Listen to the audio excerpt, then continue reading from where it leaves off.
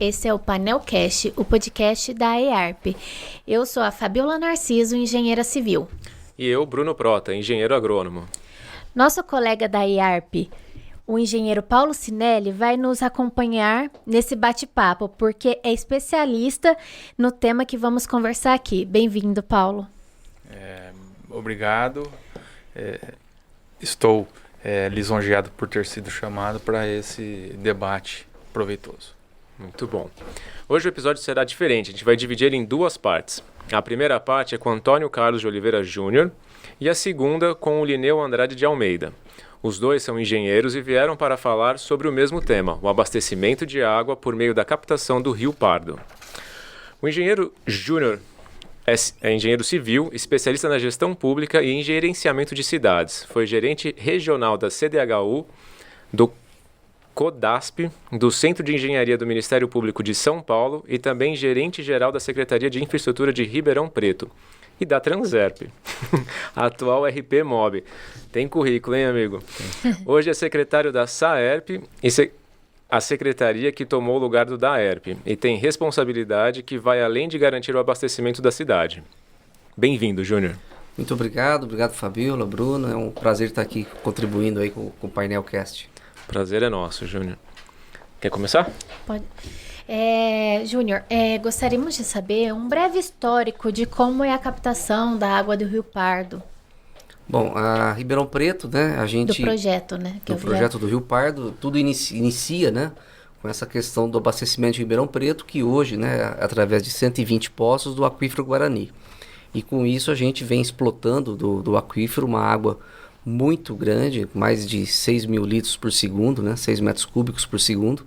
E aí daí a necessidade de buscar uma forma alternativa de abastecer Ribeirão Preto.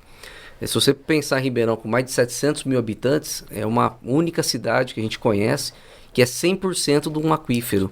E isso, ao longo dos anos, vem rebaixando o nível do aquífero Guarani e com isso a gente tem que buscar uma alternativa. É uma questão da gente responsabilidade técnica com a cidade, com os investimentos, com os empreendedores e com a população. Daí que começou a gente buscar uma alternativa, que é o Rio Pardo, que está próximo de nós, né, bem pertinho aqui. E aí estamos buscamos a fonte de recursos junto à Caixa Federal, porque para esse projeto a gente estima-se em torno de 3 milhões de reais, um projeto básico, bem elaborado, com vários estudos ambientais, de captação, de como vai ser feito os centros de reservações, para poder dar, em seguida, na hora que tiver tudo aprovado, com a Caixa, com nós, uma empresa contratada, e sim buscar uma parceria para poder trazer essa água do Rio Pardo tratada, que é um valor bem alto, né? É muito interessante, é de extrema importância esse projeto, né? Porque temos dados hoje que o aquífero já foi rebaixado nos últimos 70 anos, 120 metros. Então, a gente, até me corrija se esse dado que eu estou informando estiver errado, né? Alguns estudos informam isso, mas não tem a certeza absoluta, né? Na verdade é necessário que se faça estudos mais aprofundados, inclusive até parece que essa ERP está em fase de contratação, não é? Isso. De um estudo junto a um professor da USP, né? É o FEIDRO, né? É o FEIDRO do governo do estado também, que aí a gente tenta buscar o professor Irata da USP para fazer um estudo do aquífero Guarani. Também é algo inédito que a gente conhece. Como você disse, tem os estudos que tem um rebaixamento grande do aquífero, mas ele é diferente em vários pontos da cidade, porque o aquífero ele não está no mesmo nível na cidade toda. Como nós temos poços, o Paulo, de Ribeirão aqui, que está a 300 metros de profundidade a nossa bomba para captar, mas temos poços que está a 150. Então, dependendo de que você está da cidade, você tem um rebaixamento do aquífero mais ou menos. Então, a gente está buscando isso aqui, já conseguiu, na verdade, esse recurso também com o FEIDRO. Estamos apenas aguardando a formalização do contrato para poder fazer uma dispensa, uma exigibilidade de contratação pelo professor Irata, que é o maior conhecedor aqui do Brasil, talvez até do mundo sobre aquíferos, né?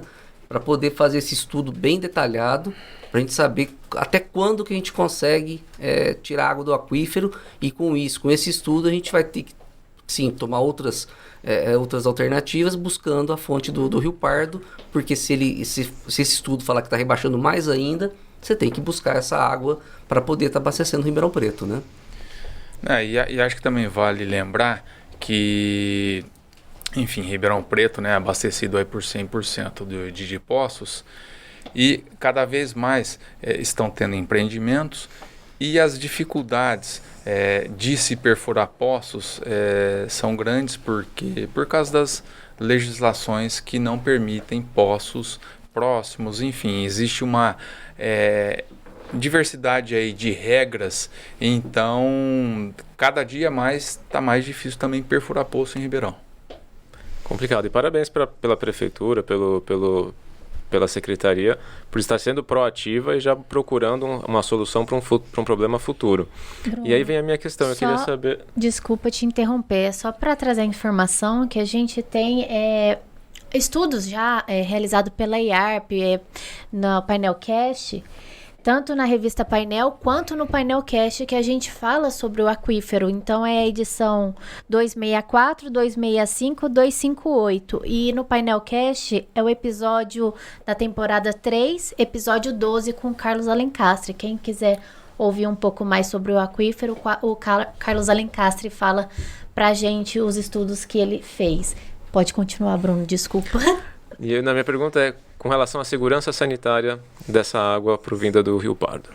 Olha, Bruno, todas as precauções, questões de vigilância sanitária, a Saerp, a prefeitura, ela tem todas as normas já estabelecidas, e isso é uma coisa natural. Você pegar outras cidades, já pegam também água superficial. Você pega a Franca, ela está aqui próxima, também ele é superficial, é do rio lá de Franca. Então vai ser feita a ideia com esse projeto do Rio Pardo é ter uma estação de tratamento lá na Zona Leste, já captando a água e tratando a água. E aí, ao que tratar essa água, ela já vem pura para os centros de reservações. E aí ele chega nos centros de reservações, se precisar adicionar mais cloro ou flúor, é feito no local, como nós fazemos hoje com os poços. Os poços tiram a água lá do aquífero, ela é pura, mas é necessário colocar o cloro e o flúor. No caso do Rio Pardo, você vai captar, fazer todo o tratamento dela, e aí você manda essa água para o centro de reservação. Vamos pegar São Paulo, que é das represas Guarapiranga e Bilhas, é muito mais poluída do que o Rio Pardo nosso. Sim. Então essa preocupação às vezes que a população tem, alguns técnicos que indicam, mas está pegando do Rio Pardo. Sim, o Rio Pardo não é um rio de baixa qualidade, é de boa qualidade. Você pega, trata, deixa lá a água da maneira correta e manda para o centro de reservação, aonde vai ser misturado. O projeto é esse, você misturar com a água do Rio Pardo. Você tem, hoje nós explotamos, como eu tinha falado, em torno de 6 metros cúbicos por segundo do aquífero. Nós já temos a outorga da Agência Nacional de Águas de 3 metros cúbicos. Então você tira essa água, você diminui a pressão de tirada de água do aquífero, da explotação, mistura essa água e distribui. Não vai existir aquela coisa que as pessoas falam, mas o rico vai continuar bebendo água do Rio Pardo, do aquífero, né, Paulo? E o pobre vai do Rio Pardo. Não, a gente vai misturar essa água porque ela vai ser tão boa quanto do aquífero. E aí você distribui para a população, para os empreendimentos. Hoje nós temos tecnologias super avançadas para o tratamento de água, né? Então realmente isso não é problema nenhum. É lógico que a empresa que ela for desenvolver o projeto, ela vai fazer diversos estudos também, né? Estudos de tratabilidade dessa água e tudo mais. E como o Júnior comentou, a água do Rio Pardo, ela é uma água de boa qualidade. Ela recebe pouco esgoto ao longo do seu curso, porque atualmente a maioria das cidades contam com as estações de tratamento de esgoto. Perfeito. É interessante, eu antes de vir para o episódio eu pesquisei um pouco, né, porque eu desconhecia como funcionam os tratamentos de água, quais cidades já tem, né, e eu percebi que tem muito lugar que tem, a gente é privilegiado de ter o aquífero, então acaba que por a gente ter o aquífero, a gente tem esse certo preconceito com águas sem ser subterrâneas, né? E eu tava vendo e vi também como que eu posso dizer? Um ponto importante, que é a questão da flutuação dos níveis do rio. Isso tudo vai ser levantado em conta, porque às vezes a gente está no momento de cheia, a gente está no momento de escassez de água. E como que fica isso no projeto? É mais uma curiosidade minha, porque às vezes eu acho, né, que sempre busca uma vazão e nesses momentos vai ter essa diferenciação da vazão que vai ser retirada, não sei. Então, como nós temos já 3 metros cúbicos por segundo outorgado pela ANA, pela agência, ele já está dentro do que o pardo pode nos oferecer. O pardo é caudaloso, ele tem muito mais do que isso. Então, mesmo na época de seca, ele ainda oferece pelo menos os 3 metros cúbicos. Não teremos problemas com isso. Mas, de qualquer maneira, ele vai se misturar ao aquífero. Então, não teremos esse problema de falta de água, né? Mesmo ele, às vezes na época de seca, ele ainda continuará tendo os 3 metros cúbicos. E se for o caso, se a gente precisar aumentar, tenho certeza que aí fazendo o estudo, né, a Agência Nacional de Águas vai liberar mais água para fazer a explotação dele, para retirar dele, né? A gente explota do aquífero e retira do pardo. Mas o pardo ele é caudaloso, acho que ele é nível 2 e consegue estar abastecendo o Ribeirão com tranquilidade. Ai, obrigada. Não se chegou-se nesse número à toa, né? São estudos que são realizados e que passam pelo DAE para comprovar tais estudos e aí sim eles emitirem essa outorga, né? Então, assim, você pega uma vazão baixa do córrego que é considerada para ser utilizada. Entendi, obrigada. Um pouquinho antes da gente começar, a gente entrou num papo que eu achei interessante, quero trazer de volta, que era o lance da gravidade, dos vazamentos, como que essa água do Rio Pardo vai entrar no sistema, que eu acho que seria uma explicação bem legal. Para diminuir as perdas, né? Também. Quando nós começamos essa administração com o prefeito Nogueira, nós tínhamos 60% de perda no sistema. Teve alguns números antes que eram números equivocados, não faziam um cálculo correto, mas nossa equipe de engenharia, comandada lá pelo Lineu, a gente veio trazendo isso aí tudo certinho, tudo. Somos ainda certificados ainda, por todos os nossos dados são oficiais, são todos já verificados. Então nós tínhamos 60% de perda. Hoje nós temos 47%. Quem fala isso é o SNIS, é o Sistema Nacional de Informação do Saneamento. E no final do ano, ele solta sempre a nova tabela. E essa tabela traz do ano anterior, deve trazer esse ano menos que 47% de perda. Então a gente vem caindo ao longo do tempo. Por que cai? Porque está havendo investimento. Então o nosso investimento hoje, quando a gente fala às vezes de ranking, tudo, você não fala do investimento para aumentar a produção, para você trazer água de fora. Nosso investimento é na manutenção. Então tem sido trocado muita rede, fazendo investimento no sistema, esse projeto nosso de perdas, gestão e diminuição de perdas, está fazendo já setorização de vários locais. Então a tubulação de Ribeirão Preto, de algumas regiões como a Central, Campos Elíseos, Vila Tibério, Vila Virgínia, que são os bairros antigos, eles têm as tubulações já antigas, de ferro, de amianto, vão apodrecendo ao longo do tempo, né?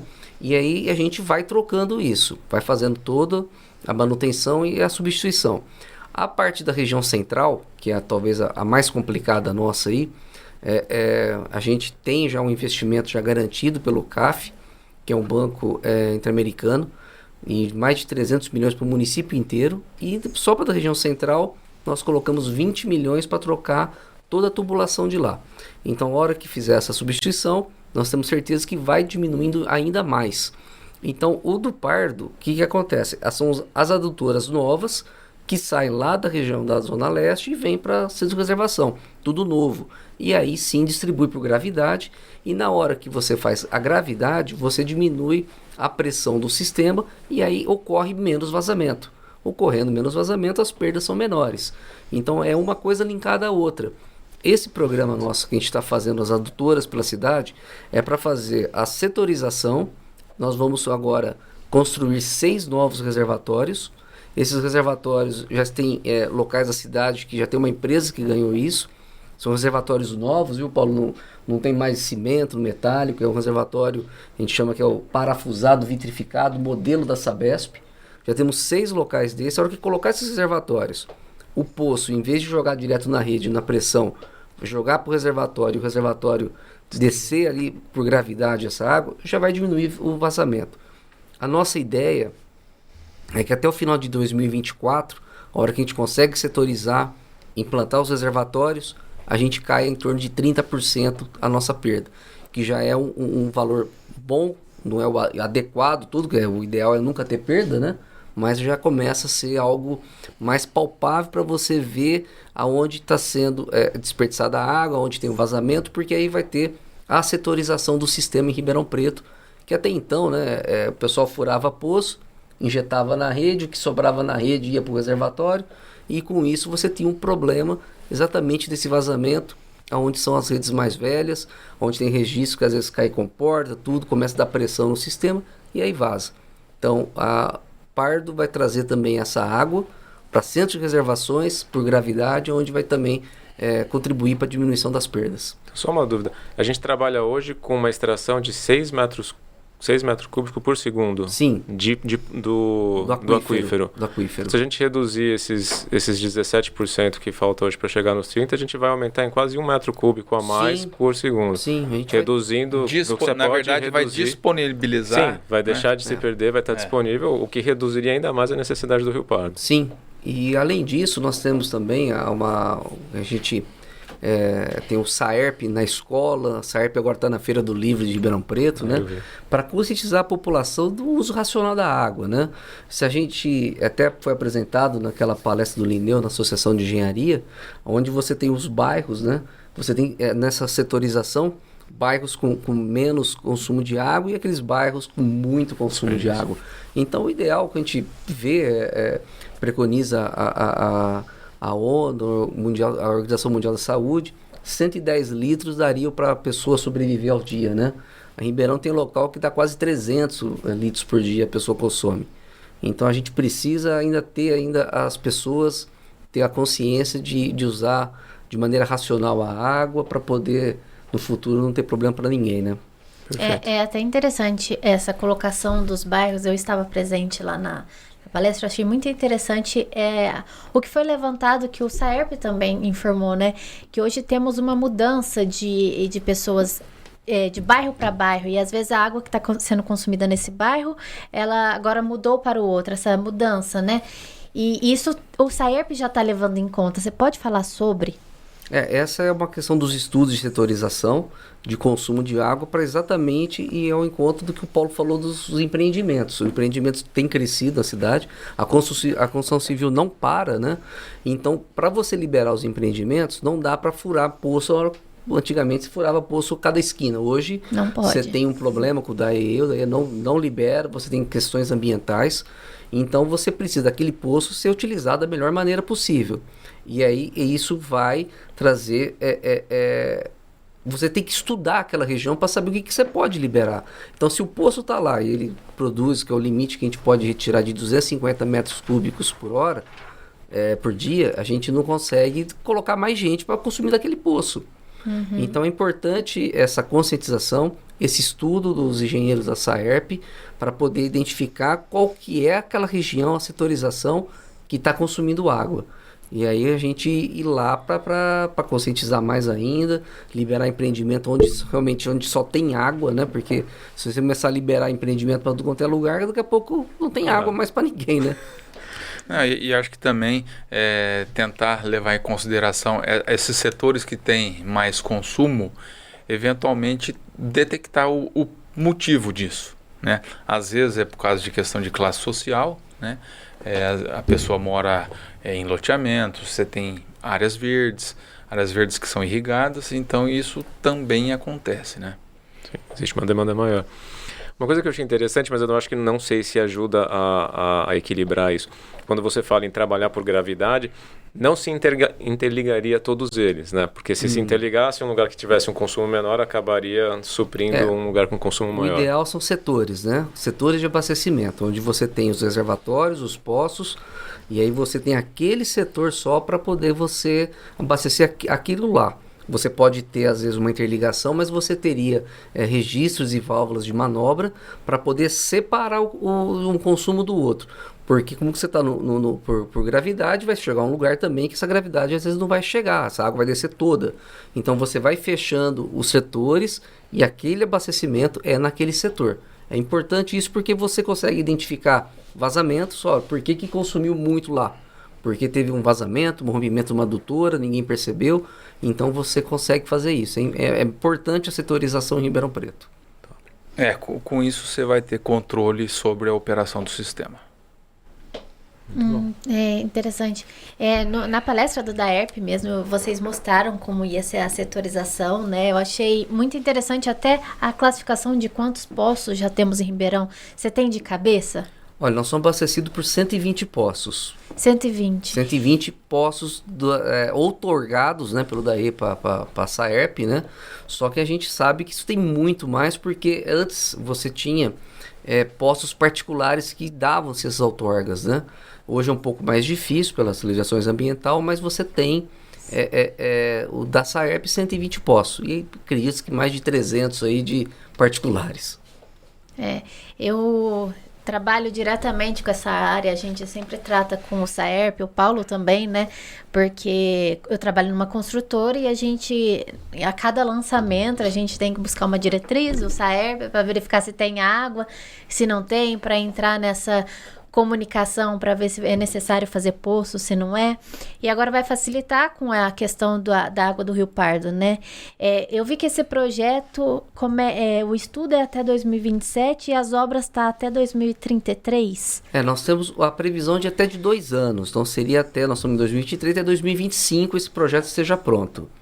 E aí a hora que tiver esse projeto pronto, né? Aí vamos ver qual que vai ser o valor que vai dar isso, para poder buscar o financiamento de como que a prefeitura que vai estar na época, né, como que ela vai tratar isso. Se vai ser pela própria Saerp, se vai ser um financiamento de um banco, da Caixa Econômica, se vai fazer uma terceirização.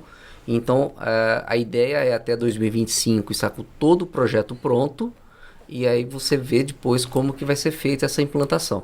É uma implantação demorada, ela não é rápida. Nós acreditamos aí que em torno de 5 anos, mais ou menos, para implantar tudo que tenha desse projeto do Pardo. Então, a gente acha que talvez até 2030 que estaria pronto em Ribeirão Preto todo o projeto e a execução da captação e tratamento do Pardo. Isso vai ser ótimo. Vai liberar alguns loteamentos alguns vazios no centro, né? Que o pessoal não está conseguindo construir, às vezes, por causa da falta de água. Caso queira levantar um prédio, aí não dá. A região central ela é um pouquinho mais problemática, porque primeiro você tem a perda dela, devido a toda a tubulação. São redes antigas lá, e as redes de abastecimento, elas são de diâmetros menores que hoje é o padrão, tá? Então, às vezes, não adianta nem você ter água, porque a rede lá vai continuar só passando aquela quantidade, não aumenta mais a vazão. Então, precisava trocar toda essa rede. E é onde a gente conseguiu esse financiamento do CAF. A gente acha que deve estar assinando até o final do ano, para poder já fazer uma licitação e trocar toda a rede da parte central. E a gente tentar fazer pelo método não destrutivo, né, Paulo? Que é menos impactante para todo mundo, que a gente está menos fácil, obras e as interferências que tem, né? Além de você ter que trocar a rede, você tem toda a rede de esgoto também, a rede pluvial. E aí quando você começa a mexer, acaba afetando tudo, né? Como que é esse método? Desculpa, eu não... É um equipamento, o método não destrutivo é um equipamento que você fura de um lado do quarteirão e aí ela atravessa por baixo e sai do outro lado. Já fizemos em Ribeirão Preto isso, na época do Afonso, o ex-superintendente. Tem algumas regiões da cidade que foram executadas. Jardim Paulista, Jardim Paulista, ali perto da EARP foi feito. Se não me engano, foi nesse quarteirão de cima da EARP quando foi feito o lançamento disso.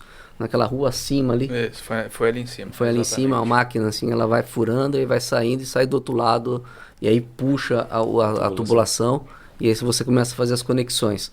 E as casas, né, você só faz o colar, vai ligando os hidrômetros. Então, quem está preocupado, porque teve essas perguntas lá na palestra, quem está preocupado com a mobilidade urbana, acabou de recapear o asfalto, isso não vai ter muita interferência? Não. Você faz só uma janela, né?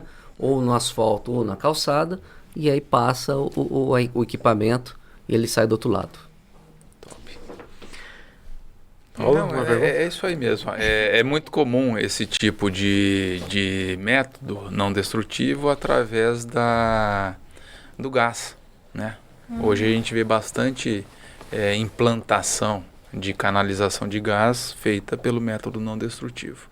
É como ele disse, você faz aí um quadrado pequeno apenas para o equipamento estar empurrando a tubulação e buscando na outra esquina.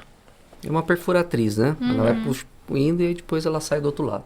Você põe normalmente de quadra em quadra você faz isso, né? Para poder fazer as conexões. Entendi. E voltando à água do Rio Pardo, né? Você tem alguma informação, assim, de como... Para explicar para a pessoa que estiver ouvindo a gente, que não conhece sobre, como que vai ser essa captação, o tratamento? Tem alguma informação ou só depois que vem esses estudos? Não, eu estudo mais. O estudo vai indicar qual vai ser o tipo de tratamento, né? Tem vários tipos de tratamento que você tem pelo mundo. Aqui não acredito que não vai ser talvez o mais simples, porque, como eu disse, o Rio Pardo não tem tanto esgoto, não tem tanto problema. É uma água boa, então deve ser um tratamento mais simples. É uma captação e é a estação de tratamento para deixar a água conforme as normas da Anvisa e tudo mais, e para poder estar soltando. Quais são os tipos de tratamento que a gente tem? Olha, eu não me lembro de cabeça, mas o que pega mais é o de membrana, né? O de membrana, eu acho que até o Linneu pode depois estar explicando melhor para vocês. Ele tem mais informações sobre o método, mas o de membrana é o que mais se aplica em locais com problemas. Assim, só rapidamente falar, eu também não sou especialista nessa parte de tratamento de água, mas basicamente você faz a captação e aí você tem um processo que você chama de coagulação, aonde você injeta um coagulante, que é um produto químico, que vai se misturar com as impurezas, e aí ele vai formar um floco, que aí é o processo da floculação. A partir disso você passa por uma sedimentação, uma filtração, e dependendo da qualidade da água, aí você entra com um tratamento avançado. Entendi. Você tem mais alguma pergunta ou posso chamar o break? Eu ia te perguntar, Júnior, o que você acha que seria, se tem algum entrave, algum problema, o que seria a parte crucial para o projeto dar certo ou não dar certo? Olha, o projeto que eu falei já foi assinado, né, pela Caixa, né, nós com a Prefeitura, a Saerp e Caixa Econômica Federal. Então agora é só começar o processo de licitação. Ele acabou de ser registrado o contrato semana passada. Vamos colocar agora no modelo da Prefeitura, da Secretaria de Administração e mandar para frente, né? E aí devemos fazer para o técnico e preço, para não pegar uma empresa que não tenha conhecimento desse tipo de projeto. E aí o que vai talvez pegar um pouco mais, que vai ser bem verificar, porque essa empresa, o estudo, vai ter que fazer os licenciamentos ambientais. Então vai tudo licenciado e como a gente sabe também, licença ambiental às vezes demora um pouquinho mais para sair. Sim. Mas acredito que isso não deve ter grande problema no nosso cronograma de até 2 anos, está com tudo pronto, né? Vamos ver se a gente consegue adiantar um pouco isso para poder sair. E aí, como eu disse para vocês, acho que o próximo bloco vai ter o Linneu, especialista em saneamento, já foi da Sabesp. Então ele vai trazer mais informações mais técnicas, mais precisas sobre essa ação de tratamento nossa. Perfeito. Entendi. Obrigada, Júnior. Eu quero agradecer a participação do Júnior. Enquanto a gente troca aqui os convidados aqui na bancada, veja esse convite que a IARP tem para você. Roda o vídeo do Meneguzzi aí. Olá, meu nome é Luiz Humberto Meneguzzi, sou o diretor de administrativo aqui da Associação de Engenharia. Queria te convidar para os eventos que nós vamos ter no segundo semestre, especialmente a Semana Técnica de Engenharia a partir do dia 20, onde nós vamos ter algo inédito aqui nessa associação, com a participação de inúmeras empresas de ponta que estão ligadas à engenharia mecânica, principalmente a questão de geração de vapor, transmissão de energia, novas energias alternativas.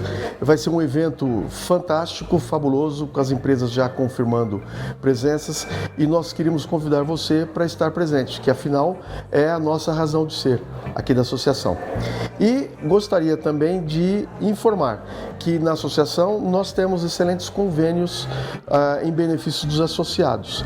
O melhor deles, sem sombra de dúvida, é o convênio que nós temos com a Unimed. Mas nós temos outros convênios também bastante interessantes. Então convido a entrar no nosso site, procurar pelos nossos convênios e verificar aquilo que possa melhor lhe atender. É o maior ou o menor? O maior. Maior. Estamos Oi, de gente, volta. voltamos. A segunda parte desse episódio é com o Linneu Andrade Almeida, diretor técnico da SAERP. Ele é engenheiro civil e sanitarista, especialista em saúde pública, com experiência em saneamento básico e gestão de perdas. Bem-vindo, Linneu. Obrigado pela oportunidade. Estamos aqui para esclarecer qualquer dúvida com relação ao projeto Pardo ou qualquer outra coisa sobre saneamento básico. Olha só, ele trouxe o mapa que eu mencionei agora há pouco. Ficou ótimo. Esse mapa vai mostrar para o pessoal qual que vai ser a câmera. O pessoal da produção, se puder ajudar, onde fica melhor para a gente mostrar. Qual se que tiver vai ser a coisa... câmera, se pudesse ajudar a gente aqui, só para apontar. Mostra para essa. Não, é você. Essa daqui, eu acho, ó. Isso, essa câmera aqui. Não, segura, né? Bom, então eu vou dar uma panorâmica do que é o projeto Pardo, né? O projeto Pardo é o sistema produtor do Rio Pardo, né? Ele é um sistema completo, desde a captação, tratamento, elevatórias, adutoras de água bruta tratada, reservatórios e interligação ao sistema existente, interligações, porque não é uma só. Então, esse projeto, conforme está aqui, ele vai abranger, a abrangência dele é para Ribeirão Preto como um todo, né? Então, nesse 3 metros cúbicos por segundo, que pode estar em etapas ao longo do tempo, né? Pode começar com 1 ou 1,5, isso daí o projeto vai definir. E à medida que vai avançando no tempo, né, ele pode chegar até 3, que é a vazão nominal para este projeto aí.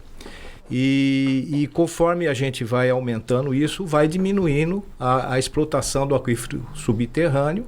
Ele trabalhará mais como estratégico. A gente tem que reduzir a explotação do aquífero porque ele está sobre extrair dessa vazão.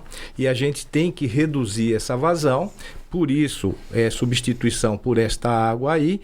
E a questão do aquífero, ele tem uma capacidade de regeneração de um pouco mais de 1 metro cúbico por segundo, e a gente está explotando quase 6, né? Então nós estamos 5 vezes acima do que seria o equilíbrio natural dessas águas aí. Então nós temos que reduzir isso daí. E esse estudo que foi comentado anteriormente do professor Hirata, da USP, né, que é o CEPA, Centro de Pesquisas de Água Subterrânea, ele vai dar essa estratégia também. Essa estratégia pode ser muito mais acelerado em termos desse projeto, ou a gente pode até ter uma folguinha a mais, além de 2030. Então, esse estudo complementa esse daqui, mas esse daqui é fundamental, é crucial para a sustentação do crescimento da cidade até 2060, o que for aí. Legal. A pessoa que quiser entrar ver essa fotinha aqui, esse mapa, onde que ela pode encontrar? E já é com a gente, né? Está no site ou somente com... Não, mas a Duda pode colocar no site se for possível. Por favor. Deixa eu te perguntar, tem algum estudo, por exemplo, vai começar a abastecer uma área primeiro por deficiência ou por proximidade da captação? Olha, na realidade, quando se observa aqui, nós temos a captação, né? Como foi dito aí, a nossa outorga preventiva de 3 metros cúbicos por segundo, esse rio aqui, eu reafirmo, é um rio que tem uma qualidade boa, ele é um rio classe 2. Classe 2 pode ser tratado com tratamento convencional, conforme o Paulo já falou, coagulação, floculação, sedimentação e filtração. Isso é um ciclo completo de tratamento de água, mas neste projeto aqui a gente está solicitando que seja feito um módulo para comparar outros tipos de tratamento mais avançado, que é o caso da membrana, né? Membrana a gente tem 4 tipos: micro, ultra, nano filtração e osmose reversa. É claro que não vai ser ultrafiltração nem osmose reversa, né? Osmose reversa você dessaliniza a água, né? Mas pode ser aí uma ultrafiltração, uma microfiltração. Quando você utiliza métodos conjugados, né? É claro que a sedimentação pode ser diferenciada, A questão da energia tem que ser verificada, porque quando a gente utiliza tratamento mais avançado, ele é consumidor de energia, né? Então tem que verificar tudo isso. Isso é um módulo que está previsto no projeto, tá? Então, não adianta só ter o tratamento, a captação e aqui a água. A gente tem que distribuir para a cidade toda. Nós temos problemas, né, de demanda na cidade inteira. Então nós vamos sair aqui da captação lá do rio, vamos levar essa água para o Parque dos Lagos, vai ter um centro de reservação aqui, e desse Parque dos Lagos, nas suas imediações, vai ser abastecida com essa água misturada com a água do aquífero. Desse Parque dos Lagos vai para o Catetos, que também, a partir do centro de reservação do Catetos, atende essa área de influência dele, aí manda-se para o educandário, do educandário também se interliga ao sistema existente, do Catetos também vai para o Alto da Boa Vista, nas suas áreas de influência vai ser misturada a água nos seus diversos reservatórios que existem por aqui, e também do Catetos vai para o Monte Alegre, e isso daí também tem a sua área de influência. Então essa água, ela sai do Pardo, tratada de boa qualidade, obviamente, né? Existe tecnologias, existe todo um controle que tem que ser feito, né, pela Ministério da Saúde. A gente tem que atender às portarias. Esta água de excelente qualidade vai estar distribuída para a cidade como um todo, tá certo? A ideia é que esse projeto, a estruturação do projeto, vá fazer todo esse serviço aqui, porque é captação, tratamento, centros de reservação e interligações. Esse projeto vai ser dividido por fases? Quando a gente fala fase, por exemplo, eu posso ter tudo isso daqui, eu tenho aqui a minha capacidade nominal de 3, né? Eu posso fazer 3 etapas de 1 mais 1, né? 1, 2, 3, ou eu posso ter 2 etapas, 1,5 e o outro 1,5 ser construído daqui 10, 15 anos, né? Então, isso o projeto vai estudar essas formas de etapa e a sua conjugação dentro da demanda do próprio município. Porque quando se faz um estudo desse, tem todo um estudo de evolução populacional, né? Para aí você saber em quanto tempo que você vai atingir aquela vazão, né? Então, com isso, você consegue fazer que nem o Linneu falou. Você divide em etapas para você também demandar menos recurso de investimento no início, né? E também avaliar ao longo do tempo se realmente será necessária a implantação de uma segunda etapa. Correto. Porque eu acho que Ribeirão passa por isso um pouco. A gente está tendo um boom imobiliário legal, mas eu não sei se todos os empreendimentos estão com a mesma lotação do que antigamente. Antigamente você tinha 2,5 ou 3 pessoas por residência, e hoje esse número está reduzindo, né? Então mesmo a gente está aumentando o número de residências, mas está diminuindo o número de pessoas, então talvez esse crescimento de consumo não seja linear. Lembrando que a gente tem que reduzir um pouco essa explotação do aquífero. Tá? Isso daí já acaba sendo uma exigência legal do próprio Comitê de Bacias. Então a gente tem que fazer a gestão dos recursos hídricos aqui da melhor maneira possível. E tem algumas cidades, não como Ribeirão, né, que é 100% abastecida subterraneamente, mas tem cidades que têm a captação superficial, na sua maioria, e alguns poços complementando. O inverso do nosso. E a água de Ribeirão vai ser mais poços do que a água do Rio Pardo. Tem uma porcentagem assim que a gente já sabe? Vai ser 2/3 e 1/3. Na realidade, se a gente chegar com 3 aqui e a demanda for 5, 6, então vai ser meio a meio, tá?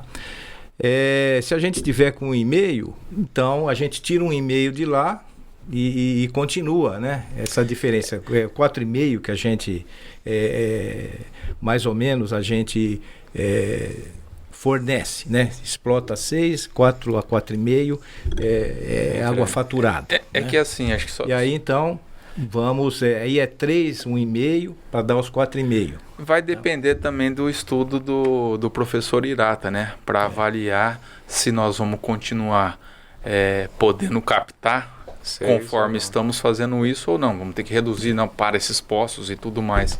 Se de repente esse estudo falar que não pode mais de jeito nenhum, a gente vai ter que correr, né? Correr. Vai ter que correr porque as populações futuras não vão gostar nada das nossas atitudes de hoje. Olha. Muito importante. E eu vi também que a questão das perdas, né? Pelo que eu vi aqui, você tem uma aprofundação melhor de como funciona, como que a gente pode agir nessa questão. E você quer falar um pouco sobre? A questão das perdas, né? A gente tem que entender bem o que significa perdas. Vamos colocar perdas genericamente como águas não faturadas. Uhum. Então, por exemplo, eu produzo 5 e vendo 4, né? Esse 1 aí é uma água não faturada. Uhum. Então a gente tem que distinguir os tipos de perdas, né? A nossa perda geral, como o Júnior já falou, vai ser em torno de 45% para o ano de 2022. Desses 45%, ela tem duas vertentes. As perdas reais, que são as perdas por vazamento. É uma água não faturada, mas ninguém bebeu essa água, né? Ela foi de volta para a natureza. E nós temos as chamadas perdas aparentes. Essas perdas aparentes também é uma água não faturada, mas alguém bebeu essa água. Então, foi por submedição, entrou na residência, mas o hidrômetro marcou menos do que entrou. Fraudes, ligações clandestinas, problemas com gestão comercial. Então, isto daí gera a componente de perda aparente. Então, quando a gente fala de 45%, é a soma dessas duas parcelas. Em geral, um sistema bem administrado, as perdas reais somam aí da ordem de 65% e as perdas aparentes em torno de 35%. Tá? Uhum. Se você deixa ao Deus dará, isso daí é 50-50. Então, se fosse, por exemplo, 50-50, 22,5% é vazamento mesmo, e os outros 22,5% seria uma perda comercial, entre aspas, né? Mas aqui a gente está numa relação de 65% aproximadamente. Então, a nossa perda real mesmo deve estar girando em torno de uns 25%, que é o vazamento, né? O restante estaria como perda, águas não faturadas, mas chamadas perdas aparentes. Alguém está bebendo essa água e não está pagando a conta. E como que funciona o processo de fiscalização? Para a gente entender quem que está, né? Sim. Por exemplo, dentro desse nosso programa amplo de perdas, que já foi falado, a setorização, nós temos uma linha aí que seria a atualização do nosso cadastro. Então, a gente tem que rever o nosso cadastro comercial, atualizar esse cadastro em termos de categorias. Se existir ligação que está fora do cadastro, a gente tem que introduzir o cadastro, porque alguém está bebendo água e essa ligação não existe, né? Então, está sendo consumida. A questão da gestão comercial sempre tem que ser aprimorada. O combate às ligações clandestinas, que seria, eventualmente, essas ligações fora do cadastro, e o aprimoramento da gestão comercial. Com isso daí, a gente reduz bastante as perdas aparentes, né?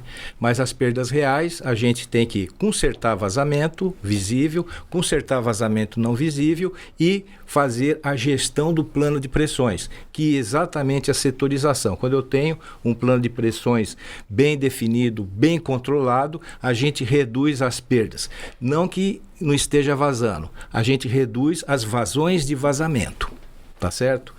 E não existe perda zero. Isso daí é utopia, não existe, né?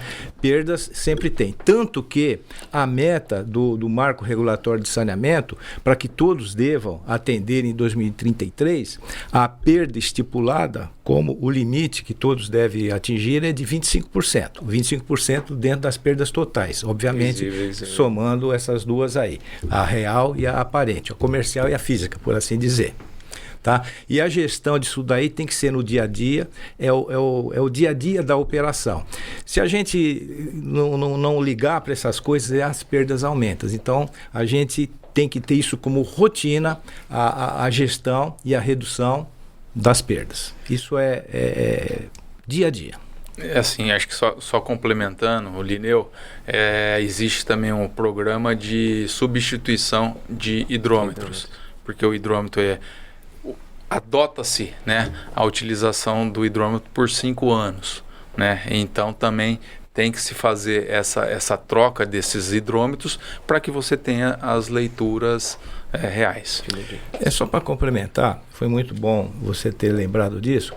Quando a gente tem um parque de hidrômetro envelhecido, né, mais do que 5 anos, a sua idade média, os hidrômetros que a gente tem nas tecnologias, né, que são usualmente utilizadas aqui, que é o hidrômetro velocimétrico, né, quanto mais velho, ele marca para menos, né? Então, quando eu falo de submedição, como ele está para menos, né? A água que está entrando está marcando menos, né? Então, eu tenho que substituir todos esses hidrômetros aí para que a gente tenha uma medição melhor.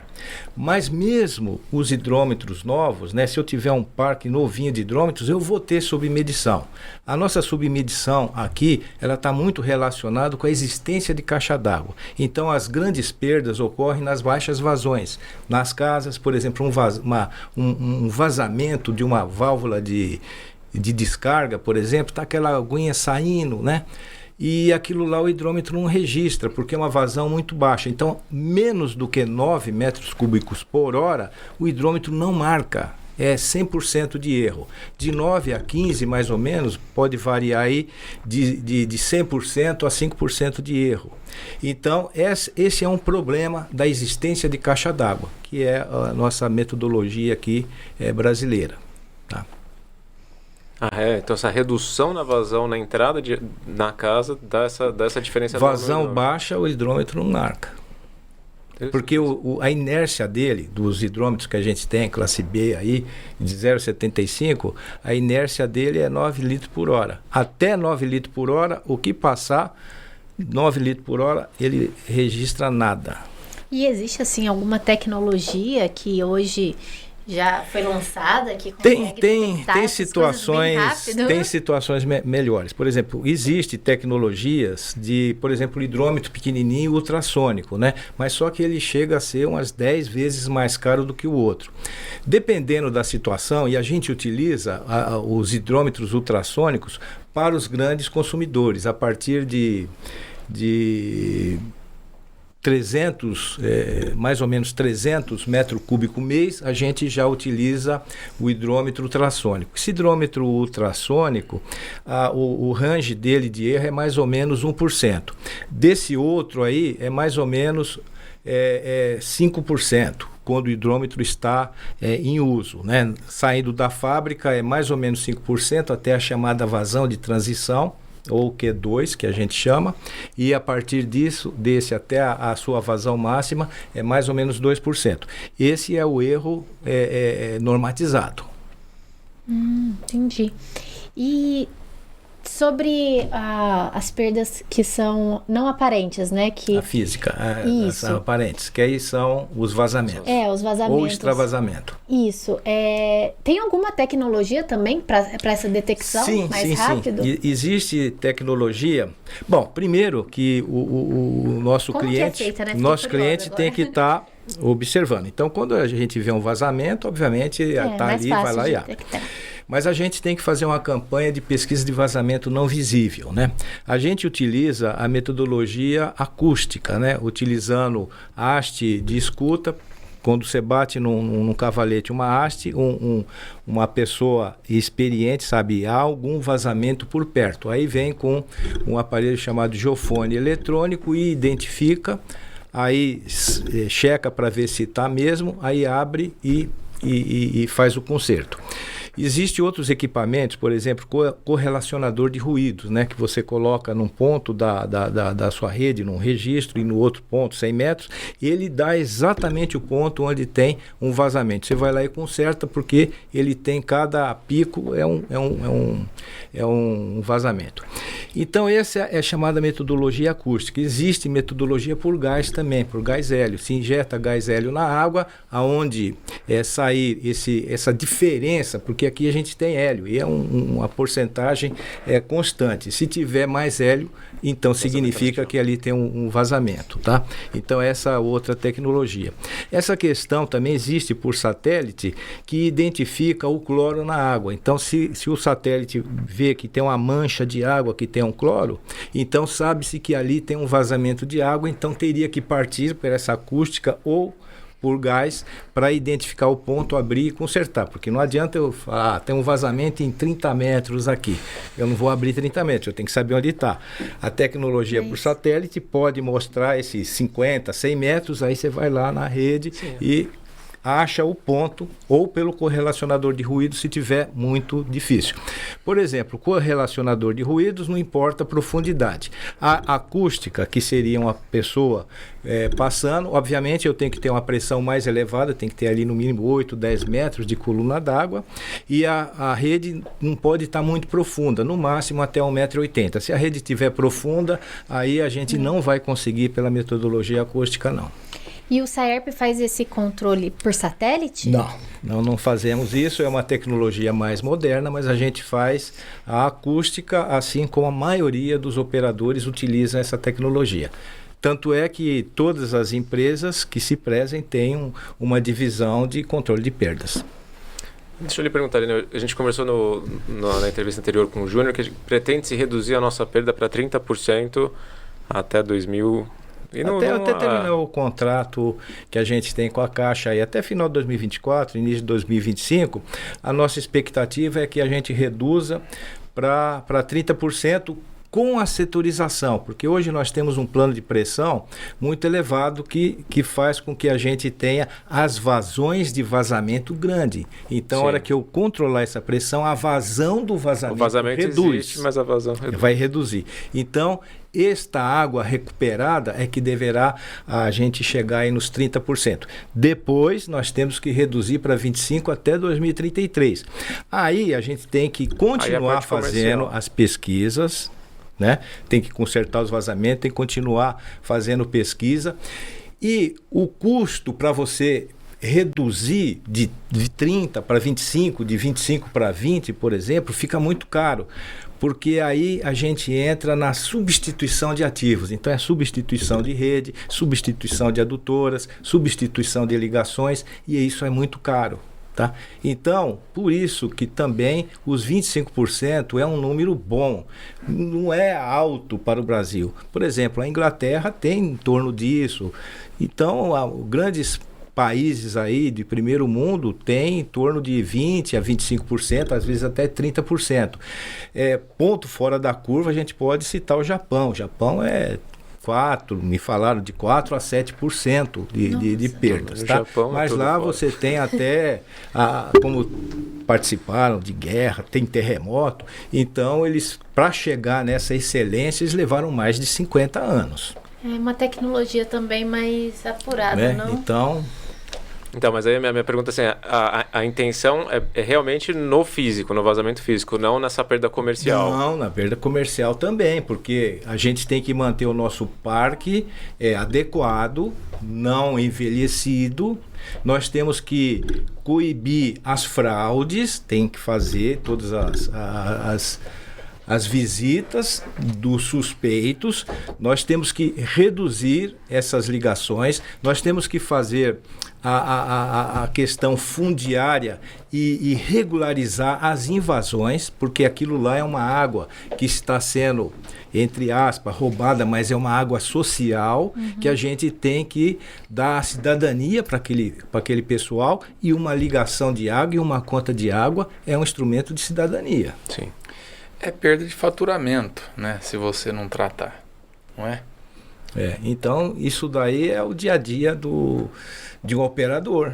E aí minha outra pergunta, a gente reduzindo a pressão, diminuindo essa perda por vazão, fica mais difícil identificar também, não fica porque diminui? Não, porque a gente, por norma, nós temos que ter pressões mínimas de 10 e máximas de 40 pela norma de de rede de distribuição, que é a 12.218 de 2017, né? E esta norma já introduziu muitas coisas que eu estou falando aqui de perdas, que antes as normas não se falava de perdas. Nessa daqui fala e diz que o plano ideal, né, entre 10 e 40, é a gente ficar entre 25 e 30 na média. Então, no mínimo 10. Estou te falando que de 8, 6, 8, você consegue identificar até 1,80 m de profundidade, um bom aparelho vai bem. Agora, existem outros aparelhos também, tecnologias um pouco mais recentes, que substituem um pouco esse correlacionador de ruído, que é um equipamento que conversa com outro, ele conversa e ele, através de um software embutido, ele também vai dizer exatamente o ponto onde está o vazamento. Muito bom. E você tendo o sistema setorizado, você tem um controle maior. Então, com isso, fica mais fácil de você atacar o problema, principalmente do vazamento. Interessante. Você tem mais alguma pergunta, Bruno? Estamos partindo para a finalização do episódio. Tem mais alguma pergunta, Paulo? Gostaria de colocar alguma coisa aqui que a gente ainda não perguntou? Gostaria de falar alguma coisa, Lineu? Olha, é difícil eu ter que falar. Por exemplo, eu tenho 45 anos de saneamento, né? Então, se eu fosse falar aqui, eu ia ficar sem parar. Então, eu prefiro que vocês tenham alguma dúvida para eu responder. O que você acha de extrema importância para esse projeto dar certo? É uma parte da população, é conscientização? A população é importantíssima, né? Porque ela está acostumado aqui a beber essa água, que a gente só faz simples desinfecção, e o flúor, na realidade, o flúor não é um tratamento de água, ele é uma profilaxia da cárie dentária. O cloro também não é um tratamento de água, o cloro é uma barreira sanitária, tá? Então essa água em síntese, ela não precisa de tratamento. Já a água do Rio Pardo, sim, precisa de um tratamento, né? Mas quando essa água estiver tratada, ela tem a mesma qualidade que a água do aquífero, né? Ela vai ter lá os seus produtos químicos, vai ser removida a impureza e no final das contas, se você beber uma água e beber outra água, você não vai ver a diferença nenhuma. Tá certo? Então a população tem que estar ciente de que extrair água do Rio Pardo não tem problema nenhum. A água terá tanta qualidade como a que ele bebe hoje. Se a gente olhar para São Paulo, que tem, região metropolitana de São Paulo, que tem mais de 20 milhões de habitantes, 21, 22 milhões de habitantes, toda a água consumida lá é água de superfície, né? É buscado até a 80, 100 quilômetros da cidade, por meio de 8, 9 sistemas produtores. Hoje aqui nós temos 120 sistemas produtores, porque cada poço é um sistema produtor. Isso traz uma oneração ao nosso pessoal operacional, em termos não só de qualidade, como também de trabalho para manter tudo isso daí. É muito mais fácil operar lá São Paulo do que operar isso daqui, aqui em Ribeirão. Tá? Então, a população tem que estar do nosso lado para que a gente tenha água para eles, para os filhos e para os netos. E isso daqui vai garantir isso daí. Tá? E para os empreendedores que têm a garantia dos seus investimentos colocado aqui com a água suficiente para os seus futuros. Tá? Então, todos têm que cerrar a fileira aqui em prol de Ribeirão Preto, porque isso daqui é fundamental para o futuro de Ribeirão Preto. Um dos grandes gastos da Saerp, além do gasto com o pessoal humano, é com energia por causa desses poços, né? A gente gasta mais de 100 milhões, quase 25%, 30% da nossa receita vai para pagar energia elétrica. Porque a gente está explotando água a 100 e poucos metros de profundidade. Aqui vai ter, obviamente, um consumo de energia menor, mas nós vamos ter um gasto operacional que não temos hoje no tratamento de água. Então, isso sempre tem que pôr na balança, né? Mas, obviamente, nossa água subterrânea ela é mais barata mesmo. Tá? Lineu, muito obrigada por vir bater esse papo com a gente. Acredito que esse episódio vai ser muito rico para quem está tentando entender como vai funcionar essa captação de água, né? Não sei, gostaria de falar mais alguma coisa? Só agradecer. Muito obrigado, pela sua presença, pelo seu tempo, por tirar as nossas dúvidas. Eu que agradeço a oportunidade. Obrigada, Paulo, também por nos acompanhar. Eu também agradeço a todos, que é isso. É um prazer. Esse é o Painelcast, o podcast da EARP. Você pode nos ouvir no Spotify e YouTube, quer dizer, ver e ouvir, e só ouvir em todos os outros tocadores, como Apple Podcasts, Deezer, Amazon Music. Os links estão no @EARP e no @Painelcast. Aproveita para avaliar, acionar o sininho, seguir e favoritar, dependendo de onde você nos ouve. Os episódios sempre têm temas de interesse dos profissionais de engenharia, arquitetura, agronomia e geociências. Siga a gente nas redes sociais, no @EARP e no @Painelcast, e compartilhe o episódio. Conta pra gente o que você achou. Até mais.